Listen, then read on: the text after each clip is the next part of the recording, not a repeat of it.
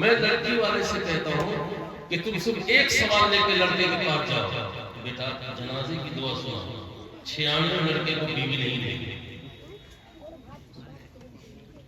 96 لڑکے کو بیوی نہیں ملے گی۔ اگر میری اس بات پر یقین نہیں ہے تو تشریف لے آئیے، ایک ایک کر کے آئیے، جنازے کی دعا سنا کے چلے جائیے۔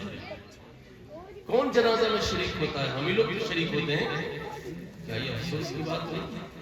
السلام علیکم ورحمۃ اللہ وبرکاتہ۔ بسم اللہ الرحمن الرحیم، اللہم صلی علی سیدنا مولانا محمد النبی الامی وآلہ وصحبہ وبارک وسلم۔ قال حبیبنا صلی اللہ علیہ وسلم وربنا فرحمۃ علی کل صدق حبیبنا صلی اللہ علیہ وسلم۔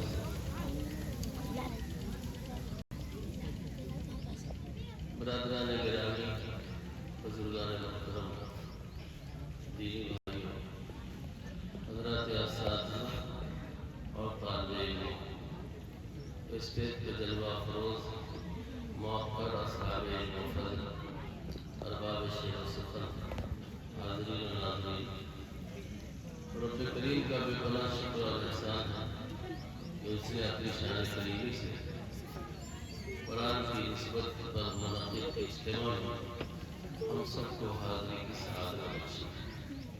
اللہ تعالیٰ اس حاضری کو قبول فرمائے۔ بہت دیر آپ کے درمیان نہیں ہوں، چند منٹوں میں چند باتیں عرض کرنی، توجہ کا طالب ہے۔ جس قرآن کی نسبت پر آپ جمع ہیں، اس قرآن میں سب سے پہلی آیت جو آئی وہ آیت ایجوکیشن، یعنی وہ آیت تعلیم۔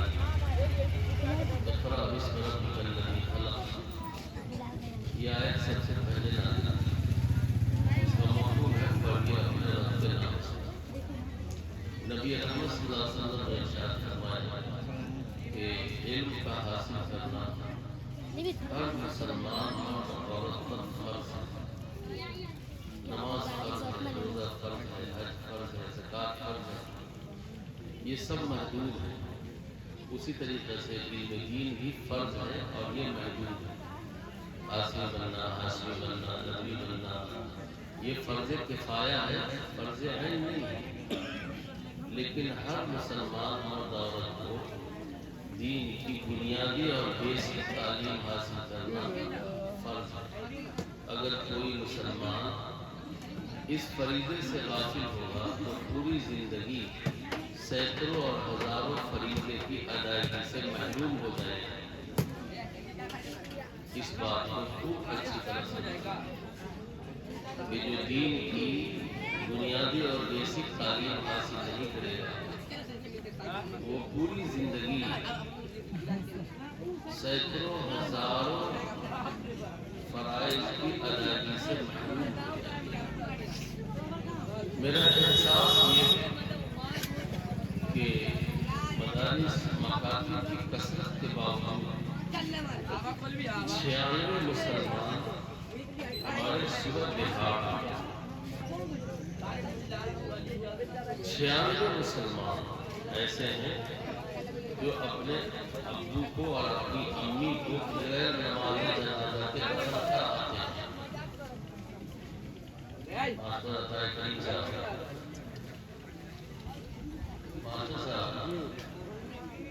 اب بھی 96 مسلمان 100 میں ایسے ہیں جو اپنے ابو اور امی کو بغیر نماز جنازہ کے دفن کرتے ہیں۔ کتنے؟ 96۔ آپ کو تعجب نہیں ہونا چاہیے، میری تقریر بند کرا دیجیے اور اس مجمع سے ایک ایک مسلمان کو اٹھا کر مائک دیا کریے جنازہ کی دعا سناؤ۔ جنازہ میں ہے کیا؟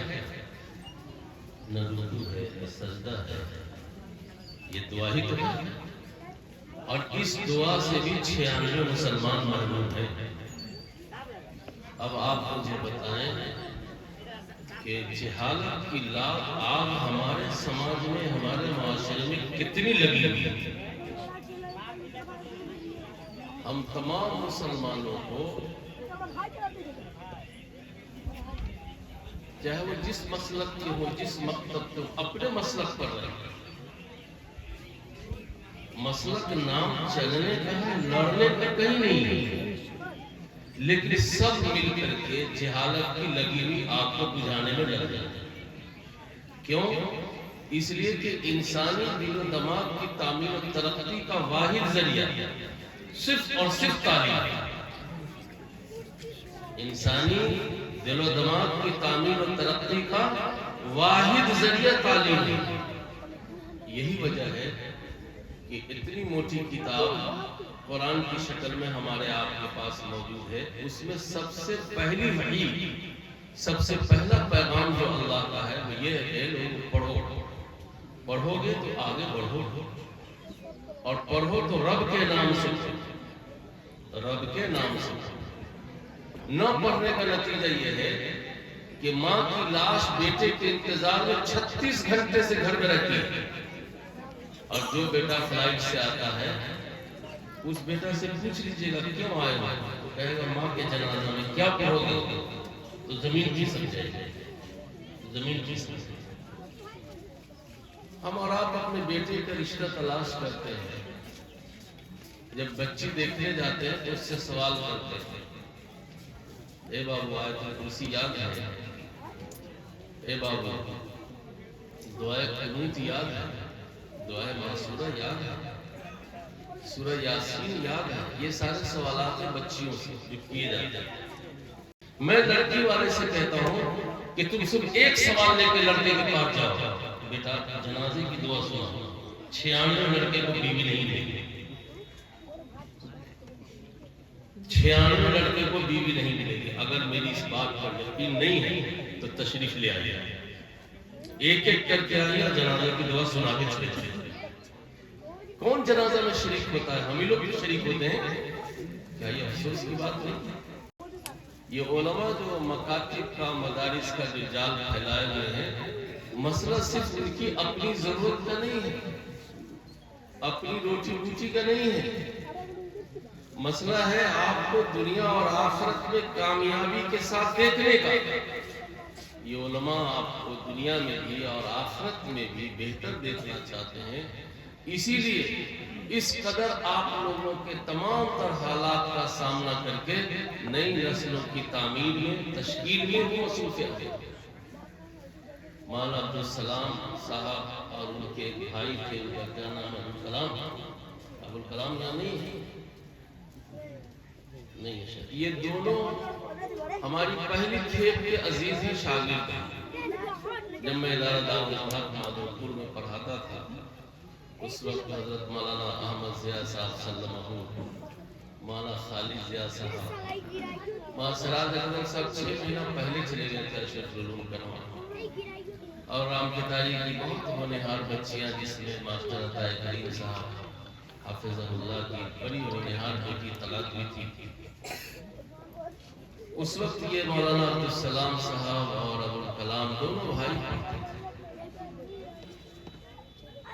اللہ تعالیٰ اس بابو کو جزائے خیر دے کہ بلیا گاؤں اپنے وجود کے اعتبار سے کس سطح پر ہے اس کو بیان کرنے کی ضرورت نہیں. اپنے وجود کے اعتبار سے کس سطح پر ہے اور پہلے کیا سطح تھی بیان کرنے کی ضرورت نہیں. مولانا عبدالسلام صاحب کے لیے بہت موقع تھا. یہ بنگلور میں کام کرتے، یہ گجرات میں کام کرتے، یہ آندھرا میں کام کرتے، یہ ممبئی میں کام کرتے، خوب پیسے کماتے، اور آگے پیچھے گاڑی بھی رہتی ان کی جو اللہ نے حوصلہ دیا، جو صلاحیت دی. لیکن اس بندے خدا کو اللہ نے توفیق دیا کہ اے میرے بابا، تم جس گاؤں میں پیدا ہوئے ہو اس گاؤں کا حق تم پر پہلے. تو بلیا جیسی آبادی میں اس شخص نے چراغ جلایا. نبی رحمت صلی اللہ علیہ وسلم کا ارشاد گرامی میرے مطالعے سے گزرا ہے. اللہ کے رسول نے فرمایا العلماء مصابیح الدجى، اصحاب علم علماء یہ تاریکیوں کے چراغ ہیں. جب گھر میں یا تاریکی میں فتنوں کا انبار ہوگا، سانپ بھی ہوگا، بچھو بھی ہوگا، شیشہ بھی ہو، بلیڈ بھی ہو، چاقو بھی ہو، چھری بھی ہو، بارود بھی ہو، یہ ساری چیزیں فتنے کی ہیں اور یہ کمرے میں بند ہو اور کمرہ اندھیرا ہو، تو ان ساری چیزوں سے نمٹنے کے لیے آپ سب سے پہلے کام کیا کریں گے؟ سب سے پہلے ذہن جائے گا بھائی ٹارچ لاؤ، لیمپ لاؤ۔ پہلے ہم دیکھیں کہ سانپ کا منہ کدھر ہے، سانپ کا سائز کیا ہے، اور بارود کا ڈھیر کدھر ہے، بلیڈ کہاں کہاں پھیلا ہوا ہے، کیلے کہاں کہاں۔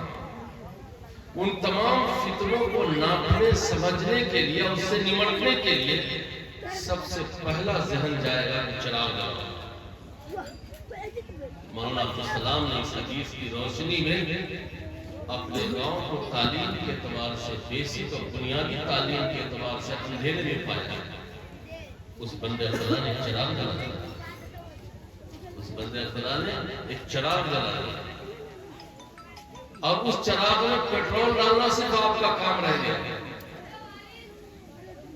اور اس کا نفع بلیا کو پہنچے، اس کا نفع علاقہ و مضافہ کو پہنچے، ورنہ تنہا مولانا عبدالسلام کو جینے کے لیے اور ایسے عشرت کی زندگی گزارنے کے لیے بلیا موزوں جگہ نہیں تھی۔ اس کے لیے تو دوسری ریاستیں تھیں جو ترقی پذیر ہیں یا ترقی یافتہ، ان ریاستوں میں یہ وقت لگا، لیکن وہاں سے صرف نظر کر کے اپنی آبادی میں کام کیا، اس لیے کہ نبی رحمت صلی اللہ علیہ وسلم نے سب سے پہلے مکتب اپنے گھر میں قائم کیا، دوسرا مکتب بھی مکہ ہی میں قائم کیا، صفا پہاڑی کے بازو میں۔ مدرسہ جا کر کے مدینہ منورہ میں قائم کیا، اور مدرسے کو مدینہ میں قائم کیا تو مسجد نبوی کو نیچا رکھا ہے اور مدرسے کو اونچا رکھا ہے۔ یہ کس نے رکھا ہے؟ محمد صلی اللہ علیہ وسلم نے۔ یہ ہم نے اور آپ نے نہیں کیا۔ آج اگر بلیا میں مدرسہ کو اونچا بنا دیں اور مسجد کو نیچا کر دیں، مولانا عبدالسلام صاحب کا خیر ہے، لیکن پینا آدمی اگر ہوگا تو وہ پہلے دیکھے گا کہ محمد رسول اللہ صلی اللہ علیہ وسلم نے کیا کام کیا۔ اللہ کے رسول صلی اللہ علیہ وسلم نے مسجد نبوی کو نیچا رکھا اور اس کو جو مدرسہ بنایا اس کو اونچا رکھا۔ 2008 میں میں نے ایک پاکستانی بزرگ سے اسی صفحہ پہ بیٹھ کر پوچھا کہ حضرت یہ کیا مسئلہ ہے؟ اللہ کا گھر ہے اور نیچا اور مدرسہ کو اونچا ہے۔ مولوی صاحب سنو، تم کہاں کے رہنے والے ہو؟ میں انڈیا کے رہنے والا ہوں۔ کہا انڈیا جاؤ اور انڈیا کے مسلمانوں سے بتا دینا کہ جب تک آبادی میں مدرسہ اونچا رہے گا محمد رسول اللہ کی امت اونچی رہے گی، امت اونچی رہے گی۔ جس آبادی میں مدرسہ پست رہے گا اس آبادی کی امت پست ہو جائے گی۔ دوسری بات میں نے بتائی کہ حضور پاک صلی اللہ علیہ وسلم نے مدرسے کو اس لیے اونچا رکھا کہ اس سے جو ٹیم تیار ہوگی وہ جب نیچے اترے گی تو مسجد میں اترے گی، اور مسجد جس سے آباد ہوگی۔ آج ہندوستان میں جتنے بھی مساجدیں ہیں وہ کس سے آباد ہے؟ کہاں کا پروڈکٹ ہے؟ تو ساری دنیا جانتی ہے کہ مدرسے کا پروڈکٹ ہے۔ مولانا نے اپنی آبادی بلیا میں چراغ جلا کر کے ایک بڑے فریضے کی ادائیگی میں مصروف عمل ہے۔ میں نے صرف ایک مثال آپ کو دی ہے کہ بیسک اور بنیادی دینی تعلیم کے تعلق سے ہمارا سماج و معاشرہ کتنا پیچھے ہے کہ 96 لڑکا اپنی ماں کو بغیر نماز جنازہ کے گاڑ دیتا ہے۔ 40% اب بھی ایسے مسلمان ہیں جن کو ہم طبقاتی مسلمان کہتے ہیں۔ ان کو پہلا کلمہ، دوسرا کلمہ ایمان باللہ، ایمان بالرسول، ایمان بالآخرت کا علم جس امت پر سب سے پہلے آیت ایجوکیشن اتری اور جس امت کے نبی نے امت پر تعلیم کو فرض کر دیا، 1450 سال سے زیادہ وقت گزر جانے کے باوجود اس امت میں جہالت کی اتنی آگ لگی ہو، کیا یہ افسوس کی بات نہیں ہے؟ کیا یہ افسوس کی بات نہیں ہے؟ کیا یہ شعور کی کمی نہیں ہے؟ مجھے یاد آتا ہے تقریباً 30 سے 35 سال سے زیادہ عرصہ گزر گیا ہے کہ ماسٹر عطا کریم صاحب یہاں موجود ہیں. انہوں نے اپنے گھر میں کہا تھا کہ مولانا میری آمدنی کے کل 3 حصے ہیں، اور میں 3 حصوں پر ترجیحی طور پر خرچ کرتا ہوں. نمبر 1 کھنائی، کھانے سے کوئی سمجھوتا نہیں. نمبر 2 پڑھائی، پڑھائی پر میری جتنی رقم خرچ ہو جائے کم ہے. اور تیسرے نمبر پر فرمایا دوائی. ماسٹر صاحب یہاں موجود، مولانا دفتر موجود. اس شعور کا مسلمان ہم کو ہماری آبادی میں چاہیے.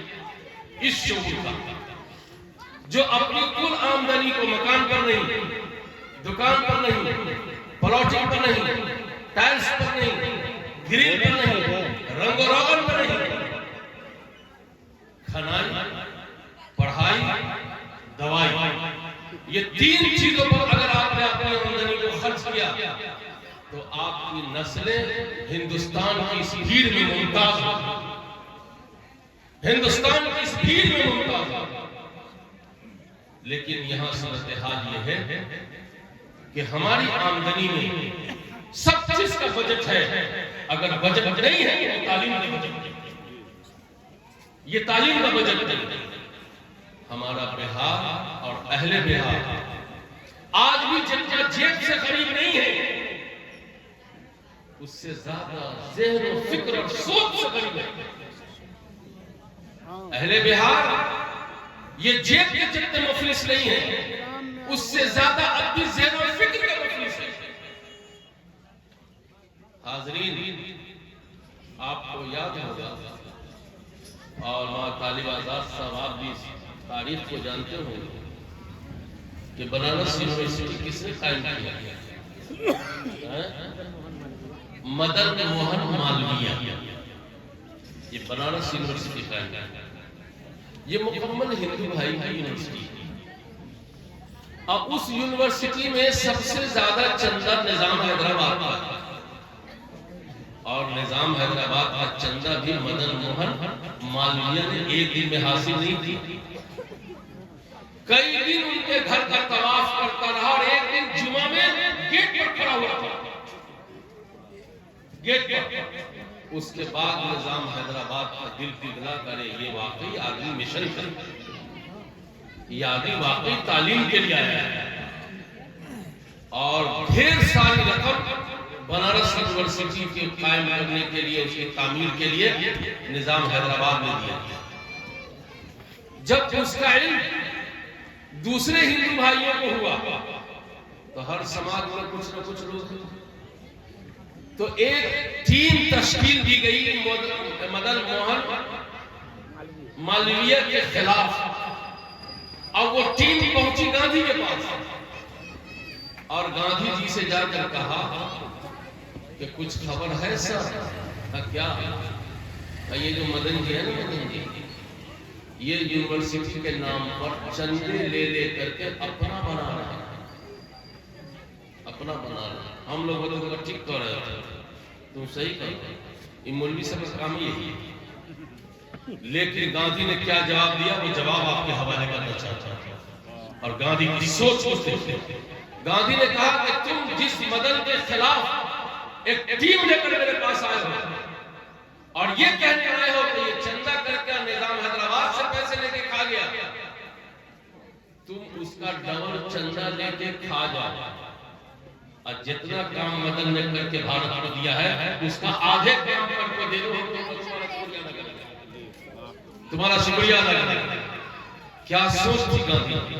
گاندھی یہ جان رہے تھے کہ مدن جہالت سے جنگ لڑ رہا ہے اور جہالت کی لگی ہوئی آگ کو بجھانے لگا ہے.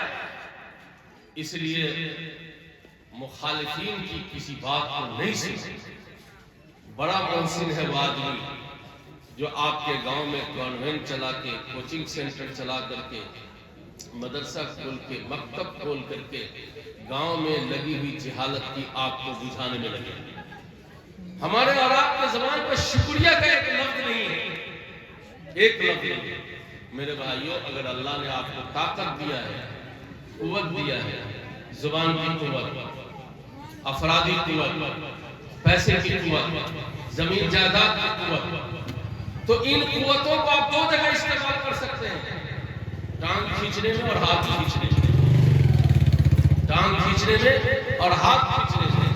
لیکن جب ٹانگ کھینچنے میں طاقت آپ استعمال کریں گے تو آپ کا صحت مند آدمی منہ کے بل گر جائے گا. لیکن ہاتھ کھینچنے میں اگر طاقت کا استعمال کریں گے تو ایک گرا ہوا آدمی کھڑا ہو جائے گا. فیصلہ آپ کو کرنا ہے کہ ہم کو اپنی قوت کو کہاں استعمال کرنا ہے، ہاتھ کھینچنے میں کرنا ہے یا ٹانگ کھینچنے میں کرنا ہے. بلیا کے مسلمانوں، اب گرد و نواز سے آئے ہوئے لوگوں، آپ سب کی پیشانی بتا رہی ہے کہ یہ اجلاس عوامی نہیں، یہ نمائندہ اجلاس ہے. اور یہ نمائندہ اجلاس ہے، اسی لیے میں چھانٹ چھانٹ کر کے آپ کی خدمت میں بات درج کر رہا ہوں کہ آپ اس کو محسوس سمجھیے. ہمارے گھروں میں، ہماری نسلوں میں، ہمارے بچوں میں، ہماری بچیوں میں اگر دینی اور مذہبی جہالت ہے تو پہلی فرصت سے اس پر قابو پانے کی کوشش کیجیے. نبی رحمت صلی اللہ علیہ وسلم نے دین کی تعلیم کے حصول کے لیے انتہائی سیریس دفعہ لگایا ہے. مذہب اسلام میں جو چیزیں کرنے کی ہیں اس میں سب سے سیریس دفعہ فرض کا ہے، اور جو چیزیں نہ کرنے کی ہیں اس میں سب سے سیریس دفعہ حرام کا. علم دین کو حاصل کرنے پر رسول اللہ صلی اللہ علیہ وسلم نے سیریس دفعہ لگایا ہے، اور وہ ہے فرض. اور جو چیزیں فرض ہوتی ہیں اسلام میں وہ محدود ہوتی ہیں. یہی وجہ ہے کہ دین کی بنیادی تعلیم بھی محدود ہے، لا محدود نہیں ہے، غیر محدود نہیں ہے. اور فقہ نے اس کی تعین کی. قرآن کریم صحت کے ساتھ پڑھنے آ جائے، دعائے معصورہ و مذکورہ یاد ہو جائے، فرائض سنن واجبات کا علم ہو جائے، حلال و حرام کی تمیز ہو جائے. یہ وہ چیزیں ہیں جو فرض اس کو محسوس. ہندوستان میں مدارس کا کردار روز اول سے بہت واضح رہا ہے. مدرسے نے ہندوستان کو آزادی تک پہنچایا ہے. اور آج بھی جو مدرسہ ہے، یہ مدرسہ صرف مسلمانوں کو فائدہ پہنچانے والا نہیں ہے، یہ مدرسہ پورے ملک کو تعاون دے رہا ہے. اور مدرسہ ملک کی پالیسی کو تعاون دے رہا ہے، اور ملک سے کچھ لے بھی نہیں رہا، حکومت کے فنڈ سے کچھ لیتا بھی نہیں ہے. اور ملک کے تعلیمی سسٹم کو اور تعلیمی پالیسی کو مدرسہ تقویت پہنچاتا ہے، اور ملک سے کچھ لیتا بھی نہیں ہے. اور مدرسے کا سلیبس کیا ہے؟ سلیبس کی جانکاری بھی بھارت کو دینا بہت ضروری ہے. مدرسے میں پڑھایا جاتا ہے سرکاری پراپرٹی کو نقصان نہیں پہنچانا ہے، بجلی کا تار نہیں کاٹنا ہے، ریلوے میں بغیر ٹکٹ کے سفر نہیں کرنا ہے. مدرسے میں پڑھایا جاتا ہے بوڑھوں کی عزت کرنا ہے، چھوٹوں کے ساتھ شفقت کرنا ہے، کسی کی بچیوں کو نہیں چھیڑنا ہے. مدرسے میں پڑھایا جاتا ہے غریبوں کی مدد کرنا ہے، مدرسے میں پڑھایا جاتا ہے مریضوں کی عیادت کرنا ہے، مدرسے میں پڑھایا جاتا ہے جو مر گئے ان کے گھر والوں کی تعزیت کرنا ہے. مدرسے میں پڑھایا جاتا ہے کسی بھی دھرم کے گرو کو ذرہ برابر بھی تیرچھی نظر سے نہیں دیکھنا ہے، اور کسی بھی دھرم کے آدمی کو برا نہیں ماننا ہے. مندر کے پاس تھوک نہیں پھینکنا ہے، مدرسے میں پڑھایا جاتا ہے. مندر ہو یا چرچ ہو، کسی بھی دھرم استھل ہے اس کو نقصان نہیں پہنچانا ہے. یہ مدرسے کا سلیبس ہے. اے میرے بھائیوں، یہ مدرسہ پڑھا رہا ہے. یہی وجہ ہے کہ ہندوستان کی آزادی سے لے کر آج تک کوئی مثال آپ نہیں دے سکتے ہیں کہ مدرسے کے طلبہ نے ریل کا انجن جلا دیا ہے، یا مدرسے کے طلبہ نے ریل کا ڈبہ جلا دیا ہے، یا مدرسے کے طلبہ نے بجلی کا ٹرانسفارمر پھونک دیا ہے، یا مدرسے کے طالب علم نے کسی مندر کو گرا دیا ہے، یا مدرسے کے لڑکوں نے کسی سادھو سنتوں کو برا بھلا کہا ہے. یہ ہسٹری آپ کو نہیں ملی. کیوں؟ اس لیے کہ مدرسے کا سلیبس نہیں، یہی مدرسہ میں پڑھایا جاتا ہے. ہم تو دو چار مثال آپ کو دیا ہے، وقت کا دامن تنگ ہے، بات ختم ہونے والی ہے، اور حکومت سے مدرسہ کچھ لیتا بھی نہیں. اور ایسے کمزور طبقہ پر یہ محنت کرتا ہے کہ ہمارے یہاں جو تعلیم کی گرانی ہے اور یہ جو مہنگائی ہے، اگر ان بچوں کو پڑھانے کے لیے لوگ تیار نہیں ہوں گے تو بھلا بتائیے کہ ہمارے بھارت کا سماج اور معاشرہ کیسا بنے گا؟ یہ مدرسے والے مالداروں سے بھیک مانگ کر کے قوم کے غریب بچوں کو پڑھا کر کے ملک کا اچھا شہری بناتا ہے، سماج کا اچھا انسان بناتا ہے اور سماج کو اچھی قوت، اچھی طاقت سپلائی کرتا ہے۔ یہی وہ مدرسہ ہے کہ جتنے بھی عرب ممالک کے ایمبیسی ہیں، حکومت کا ترجمان کون ہے؟ مدرسے کا پروڈکٹ ہے۔ میڈیکل لائن میں جو بڑا بڑا ہاسپٹل ہے، انٹرنیشنل شعبے میں جو ترجمان ہے عربی کے، وہ کہاں سے آتے ہیں؟ وہ مدرسے ہی تو دیتا ہے۔ بیرون ملک میں جو ترجمانی کرنے والے لوگ ہیں وہ کون ہیں؟ وہ مدرسے ہی کا پروڈکٹ ہے۔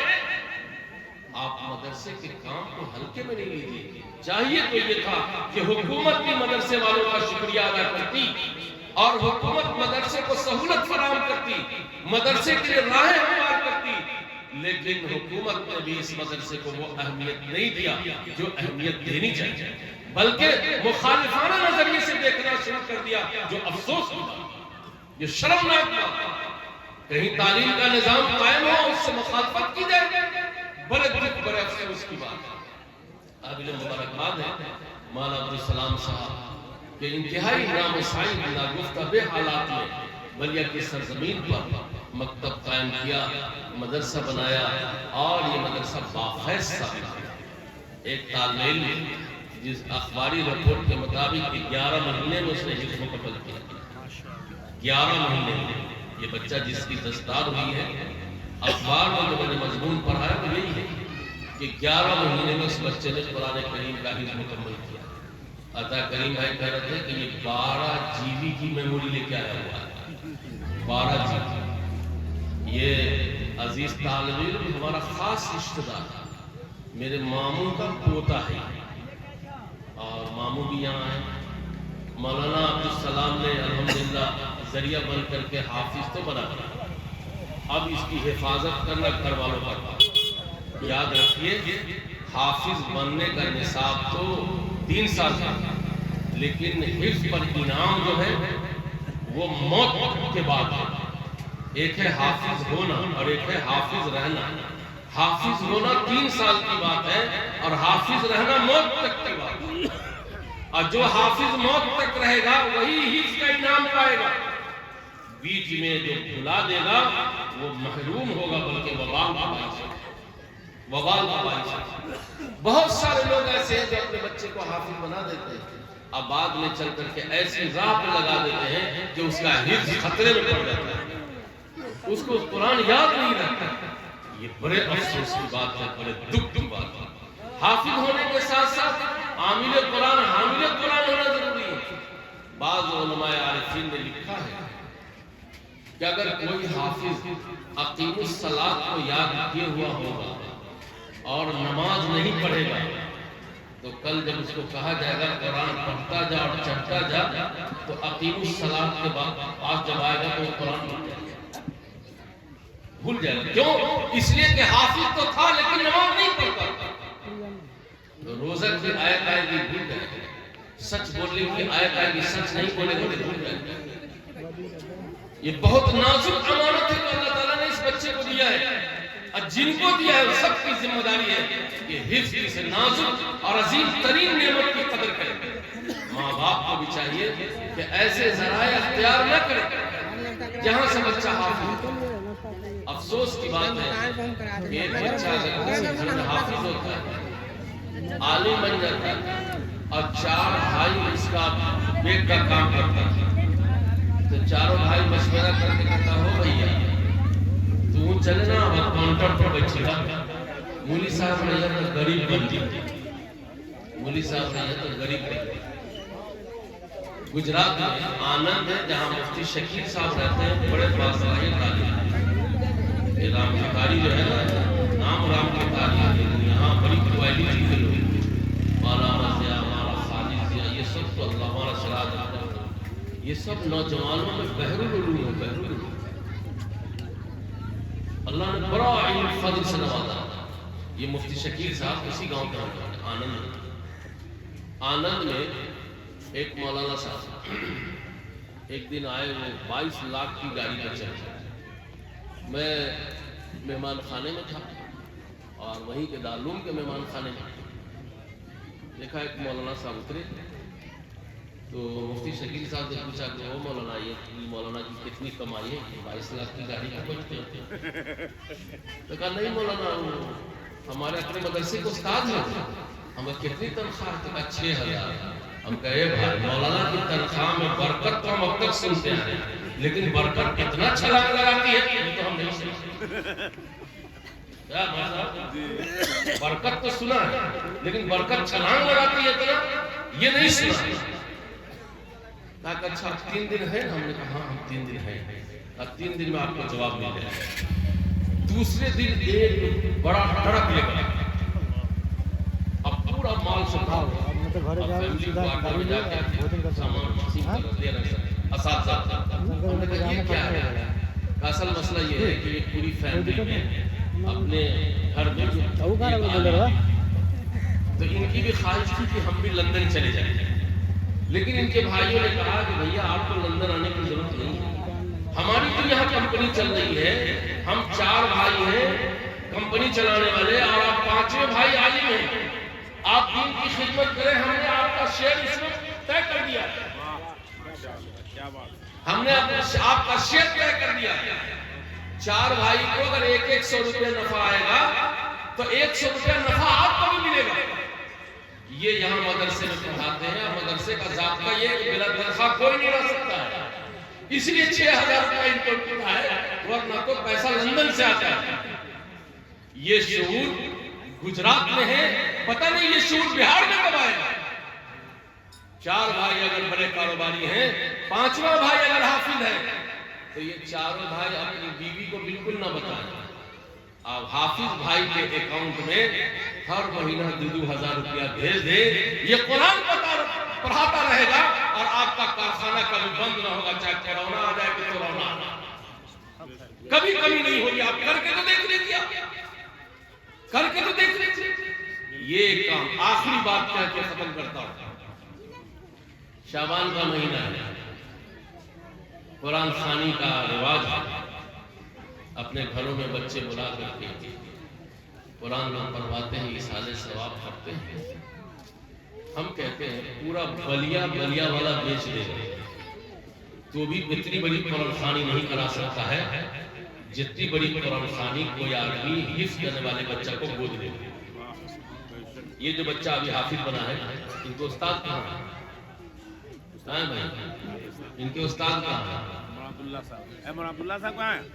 بہرحال میں نے ابھی چند روز پہلے کلکتے میں مچھوا میں بڑا اجلاس تھا، وہاں قاری صاحب سے پوچھا کہ ایک بچہ بسم اللہ کی بات سے لے کے ناس کے سین تک قرآن کو یاد کرنے میں کتنی مرتبہ تلاوت کرے گا؟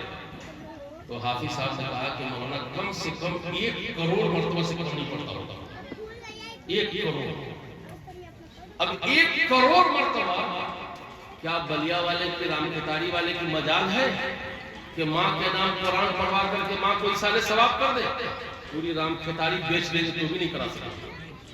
لیکن اگر کسی نے خوش نصیب نے اگر مدرسے میں حفظ کرنے والے طالب علم کو گود لے لیا تو 1,500 روپیہ زیادہ سے زیادہ مہینہ لگے گا اور 3 سال تک ہر مہینہ پیسہ دیں گے. ایک بچہ حافظ ہو جائے گا تو 1 کروڑ مرتبہ قرآن کریم کی تلاوت ہو جائے گی اور اس کے ایصال ثواب سے ماں کے لیے کوئی جنت کا دروازہ بند نہیں ہو سکتا. یہ جذبہ گجراتیوں پر نہیں دیا ہے کہ گجرات کے مدرسوں میں جائیے تو ایک آدمی 10 بچہ کو گود لیے، 5 20 بچے کو گود لیے. لیکن یہ مزاج ہمارے بہار کا. یہی وجہ ہے کہ شاید بہار سے عمومی مفلسی دور نہیں ہو رہی ہے. اگر عمومی مفلسی کو دور کرنا ہے تو اللہ کے قرآن کی حفاظت اور اشاعت کا حصہ بننا کریں گے، انشاءاللہ کریں گے. اللہ تعالیٰ ان باتوں کو بہت قبول فرمائے. اور مولانا عبدالسلام صاحب، ان کے اساتذہ، ان کے اراکین، ان کے معاونین کے جہد مسلسل کو اور فکر و مسائل کو شرف قبولیت بخشے. مجھے جو وقت دیا گیا تھا اللہ کا فضل ہے کہ اس میں 1-2 منٹ باقی ہے اور بات میری اسی پر پوری ہوئی. خلاصہ کلام یہ ہے کہ تعلیم سے متعلق آیت سب سے پہلے اتری ہے، علم کا چراغ جلانے والے بنے۔ تعلیم پر حضور پاک صلی اللہ علیہ وسلم نے سیریس دفعہ لگایا ہے، لہذا جاہل مت رہیے، اور دین کی بیسک اور بنیادی تعلیم سے خود کو اور اپنی نسلوں کو سجائیے، آراستہ کیجیے۔ جہاں کہیں بھی مدرسہ اور مکتب کا نظام قائم ہے اس کی قدر کیجیے، یہ جہالت سے جنگ لڑنے کے لیے قائم ہے، جہالت کی لگی ہوئی آگ کو بجھانے کے لیے۔ مدرسہ صرف مسلم قوم کو فائدہ نہیں پہنچاتا، بلکہ مدرسہ ملک کی پالیسی کو کوپریٹ کرتا ہے، تعاون دیتا ہے، اس کی تعلیمی پالیسی کو آگے بڑھانے والا ہے۔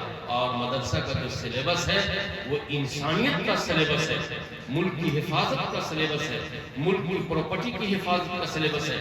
مدرسے میں جو سلیبس ہے ہندو مسلم سکھ عیسائی سب کی عزت، سب کی آبرو، سب کی حفاظت کا سلیبس ہے۔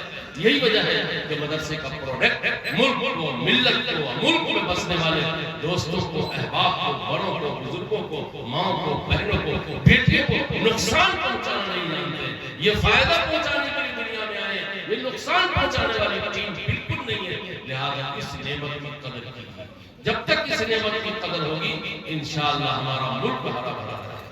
قرآن کریم اللہ کی کتاب ہے، صفت قائمہ ہے، اس پر ہمارا اور آپ کا یقین ہے کہ پڑھنے سے ثواب ہوتا ہے، اور ثواب کو جب آدمی کسی محروم کو بھیجتا ہے تو اللہ تعالیٰ نظام غیبی کے تحت ثواب پہنچاتا ہے۔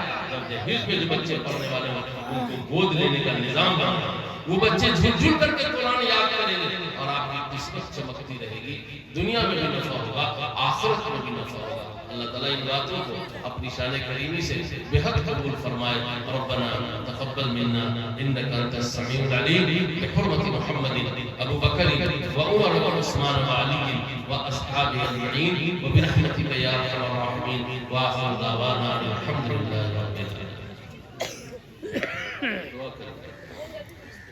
اللهم صل على سيدنا مولانا محمد النبي الأمي وآله وصحبه وبارك وسلم۔ اے اللہ مدرسہ بہر علوم کے فکر و مسائل کا شرف قبولیت عطا فرمائے۔ اللہ مولانا عبد السلام صاحب کو ہمت دیجیے، حوصلہ دیجیے، ان کے تمام معاونین، انصار، مخلصین، محبین، اے اللہ سب کو دین دنیا رات چمن ترقی سے سرفراز فرمائے۔ اللہ آج کے اجلاس کو ظاہری اور معنوی اعتبار سے بافیض بنائیے، بابرکت بنائیے۔ اے مالک جتنے حاضرین ناظرین دست بدعا ہیں اللہ سب کے اپنے مقاصد ہیں، اللہ ان مقاصد کو اپنے شان کریمی سے پورا فرمائیے، اللہ پورا فرمائے۔ جس بچے نے قرآن کریم کا حفظ کیا ہے اے اللہ ان کے اساتذہ کو، اللہ ان کے ماں باپ کو، ان کے بھائی بہنوں کو، ان کی نسلوں کو اللہ اس حفظ کی برکت سے قبول فرمائیے۔ مالک اس بچے کے سینے کو قرآن دان بنا دیجیے، اے اللہ موت تک اے اللہ پوری زندگی قرآن کو یاد کرنے والا، یاد رکھنے والا، پڑھنے والا بنا دیجیے۔ اے اللہ جو لوگ بھی تعلیم کے مشن سے جڑے ہیں، جہاں کہیں بھی جڑے ہوئے ہیں اے اللہ ان سب کی مدد فرمائیے، نصرت فرمائیے۔ اے اللہ زمین آپ کی، آسمان آپ کا، سب کچھ آپ کا، جان بھی آپ ہی نے دیا، اللہ سب کچھ آپ نے دیا۔ اے کریم آقا علم نہیں ہوگا تو اللہ اسی کو صحیح سے ہم نہیں چلا سکیں گے۔ اے کریم آقا علم عطا فرما، اللہ شعور عطا فرما، آگہی عطا فرما، اے اللہ سلامتی فکر نصیب فرما، تعمیری فکر نصیب فرما، اے اللہ تخریبی ذہن سے ہم سب کی حفاظت فرما۔ اے اللہ اہل بہار کو اے اللہ اچھی سوچ عطا فرما، بلند خیال نصیب فرما، اللہ رفعت بلندی نصیب فرما۔ اے اللہ اہل بہار بڑے قیمتی لوگ ہیں، اے اللہ بہار سے زیادہ دین کے راستے میں چندہ دینے والا بچہ اب تک بھارت کی ماں نے جنم نہیں دیا ہے۔ اے اللہ یہ بہار والے بڑے قیمتی ہے، اے اللہ ان کو صرف ذہنی افلاس سے نکال دیجیے، ان کا شعور بلند کر دیجیے۔ اے کریم آقا اہل بہار ہمارے اگر مضبوط ہو جائیں گے، فکر بند ہو جائیں گے تو شاید یہاں کے علماء کو کہیں باہر جھانکنے تاکنے کی نوبت نہیں آئے گی۔ اللہ ان کی مدد فرما، اے اللہ بلیا کے لیے، اس آبادی کے لیے، گرد و پیش کے لیے اللہ اس ادارے کی اشد ضرورت تھی۔ مولانا عبد السلام نے اپنی تمام تر کمزوری، بے بضاعتی، بے بسی کے باوجود اللہ ہمت کیا، حوصلہ کیا، اللہ ان کے حوصلہ کو اللہ پروان چڑھائے، ان کی نصرت فرمائی، مدد فرمائی۔ اے مالک میرے جو مانگا وہ بھی دیجیے، جو مانگنے سے رہ گیا اللہ وہ بھی عطا فرمائیے۔ ہماری ان دعاؤں کو حضرت حبیب نبی حضرت محمد صلی اللہ علیہ وسلم کی برکت سے اللہ شرف قبولیت عطا فرمائیے۔ ربنا تقبل منا انك انت السميع العليم، صلى الله تعالى على خير خلقه محمد وآله واصحابه وآل بيته اجمعين، وبرحمتك يا ارحم الراحمين، والحمد لله رب العالمين۔